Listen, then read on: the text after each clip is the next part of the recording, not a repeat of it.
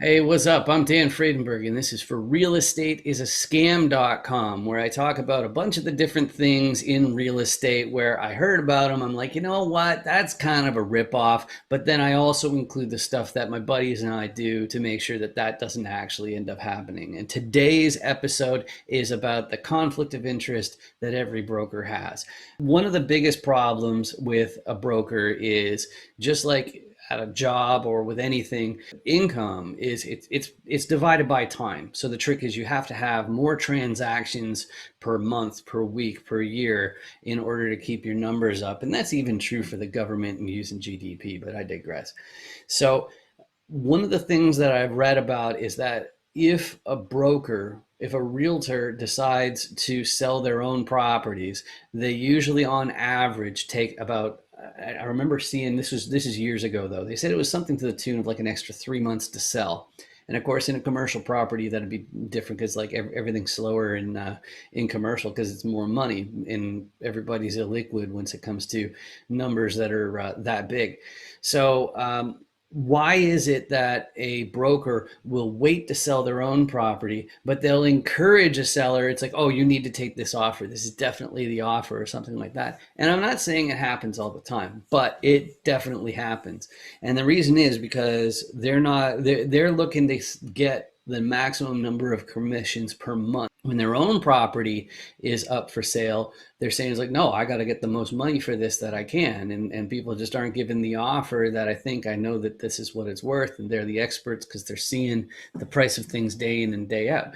So that's a little bit of a nasty one. So what do you do to get around that? Well, one of the biggest things is that you can do your comps yourself. I mentioned that in the last video where I was talking about a direct to seller approach is basically robbing Peter to pay Paul. And I was talking about how people do comps. So comp would be short for a comparison.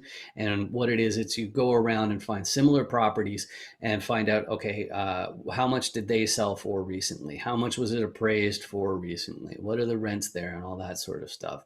And you can also find out other information about an area as far as like most people, I think when they're buying and selling a house or something, they don't really think of what's going on in the financial markets as far as like what kind of deal are the big hedge funds or whatever else, these different big funds that are buying up all sorts of stuff. What sort of cap rate are they getting? In other words, what sort of return on their investment are they getting? In any negotiation, at the end of the day, a property is only worth what somebody will give for it. And it's like, how long can you actually afford to wait? How long can you actually afford the holding costs?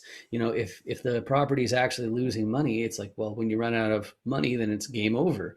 So, so basically, what I'd encourage you to do, though, even if you do have a broker, is to make sure you do your comps as well. Make sure you do your homework.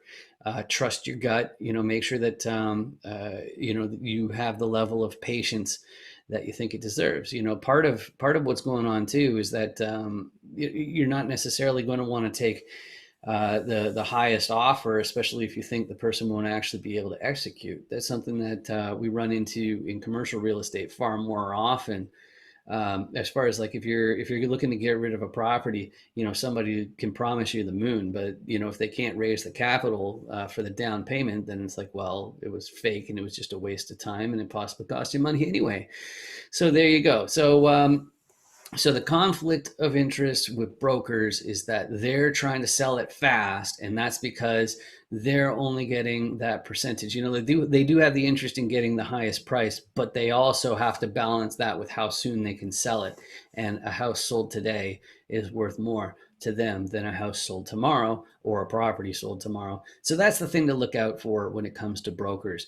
If you're a broker, it's like, well, just be more transparent. I don't think many brokers will outright lie to your face, but there's plenty of opportunity there. And I did hear some basically some reports of that sort of behavior going on. Anyway, I'm Dan Fradenburgh. This is for realestate'sascam.com.